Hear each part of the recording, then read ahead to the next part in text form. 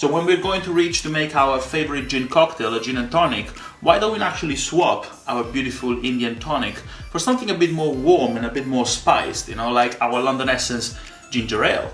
Because usually it's a flavor combination we don't really think about, gin and ginger, but it actually works amazingly together because all the beautiful botanicals from the gin actually marry up very well with the warm, toffee, caramelly notes of a beautiful ginger ale like our London Essence one. And we're going to create a very, very cool snowy Christmas tree branch to actually put on top of our gin and tonic.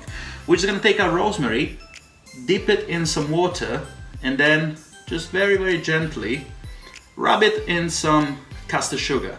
In this way, it will create this beautiful snow effect that we're very used to see on the beautiful Christmas trees in this fantastic time of the year. We would normally reach for a citrus wedge or zest for garnishing our G&T or some dry spices, but actually there is a way we can actually implement flavors while we are sipping our favorite gin and tonic.